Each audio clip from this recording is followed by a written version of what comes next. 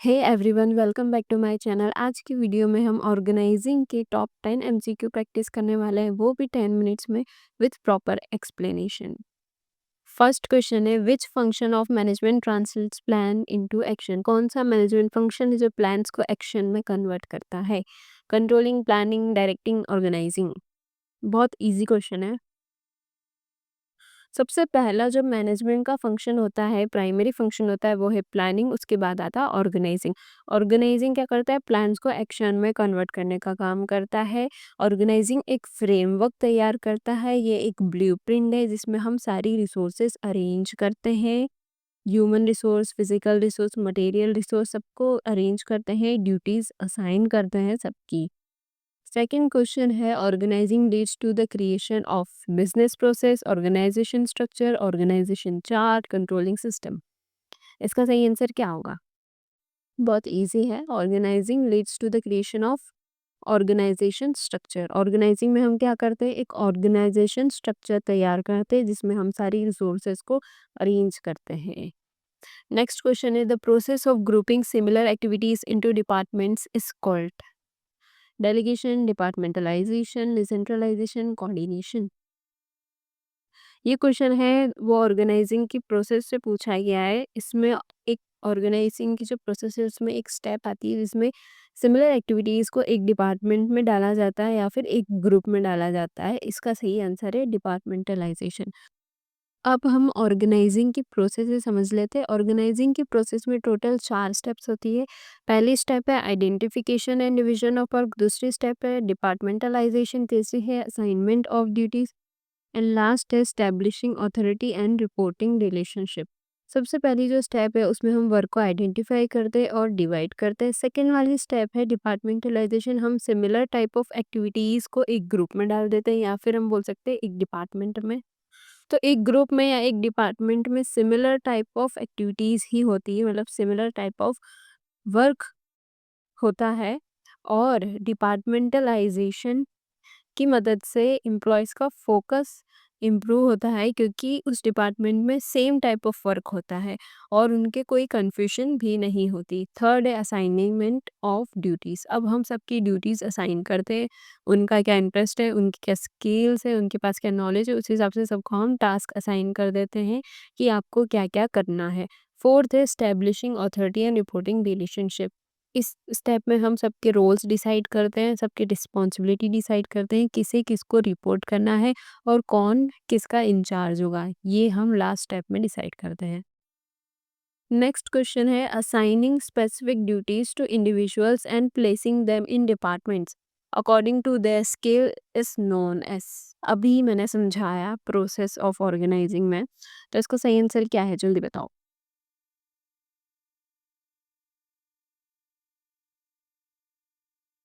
इसका सही आंसर है असाइनमेंट ऑफ ड्यूटीज। इस स्टेप में हम क्या करते हैं, सबको अपनी ड्यूटीज असाइन कर देते हैं उनकी स्किल्स, उनकी नॉलेज के हिसाब से। नेक्स्ट क्वेश्चन है, in which step of organising is the hierarchical structure created? कौन सी वो स्टेप है ऑर्गेनाइजिंग में जिसमें एक हायरार्कियल स्ट्रक्चर क्रिएट होता है?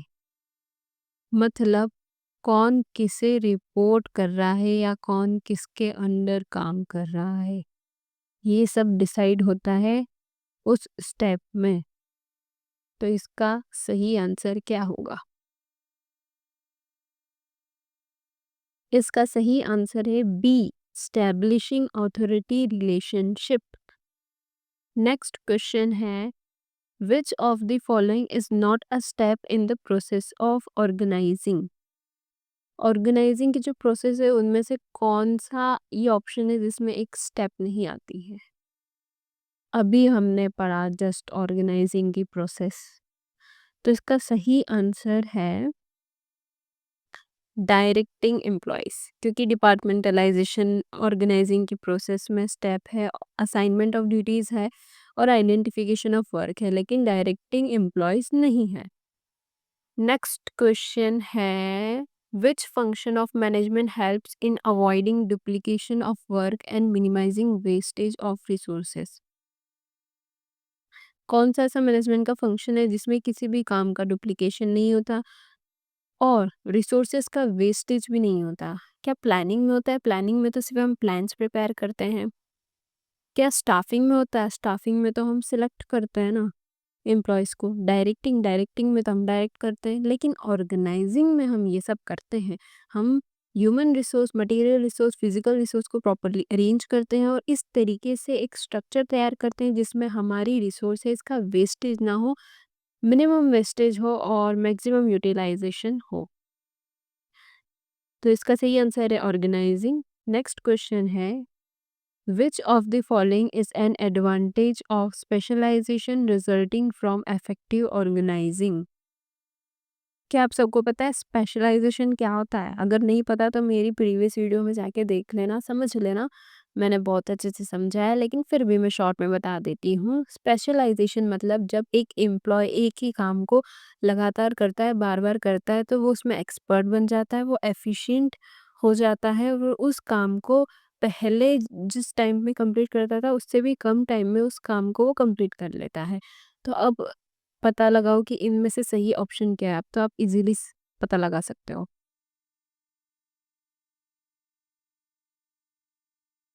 तो इसका सही आंसर है एनहांस प्रोडक्टिविटी। उस इंसान की प्रोडक्टिविटी एनहांस हो जाती है, बढ़ जाती है थ्रू स्पेशलाइजेशन। नेक्स्ट क्वेश्चन है, organising facilitates adaptation to change by. ये जो क्वेश्चन है ये ऑर्गेनाइजिंग की जो इम्पोर्टेंस है उसमें से ये क्वेश्चन लिया गया है। तो अगर आपने अभी तक नहीं समझा कि ऑर्गेनाइजिंग की क्या इम्पोर्टेंस है तो आप मेरी वीडियो जाकर देख सकते हो, लिंक डिस्क्रिप्शन बॉक्स में डाल दूंगी। तो इसका सही आंसर क्या होगा, जल्दी बताओ।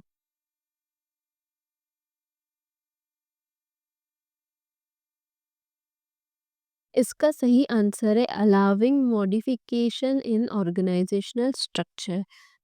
अब इसको मैं समझाती हूँ। ऑर्गेनाइजिंग का जो इम्पोर्टेंस है उसमें एक इम्पोर्टेंस है कि जो भी फ्यूचर में बिजनेस में अगर चेंजेस आए या फिर कुछ एनवायरमेंट चेंजेस हो गए, तो ऑर्गेनाइजेशन जो स्ट्रक्चर है हमें इस तरीके से तैयार करना है कि अगर कोई भी चेंजेस फ्यूचर में आते हैं तो ऑर्गेनाइजेशन स्ट्रक्चर हम तुरंत चेंज कर सकते हैं, मॉडिफाई कर सकते हैं चेंजेस के हिसाब से।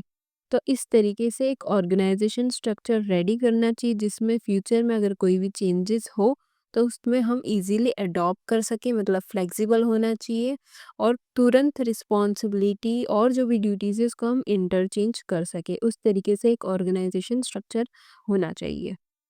तो आज का लास्ट क्वेश्चन है, डेलीगेशन हेल्प्स इन।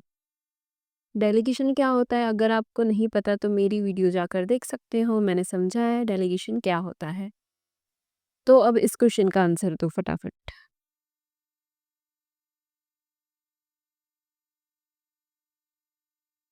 इसका सही आंसर है डेवलपिंग मैनेजरियल टैलेंट। डेलीगेशन मतलब मैनेजर क्या करता है, अपना कुछ टास्क किसी एम्प्लॉय को डेलीगेट कर देता है, उसको एम्प्लॉय को बोलता है कि आप ये टास्क परफॉर्म करो।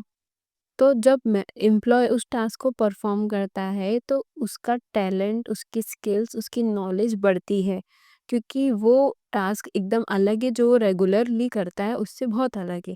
तो उसको नई स्किल्स डेवलप होती है, न्यू नॉलेज गेन करने को मिलती है, तो उसका टैलेंट बढ़ता है, उसका टैलेंट डेवलप होता है। तो इसका सही आंसर है डेवलपिंग मैनेजरियल टैलेंट।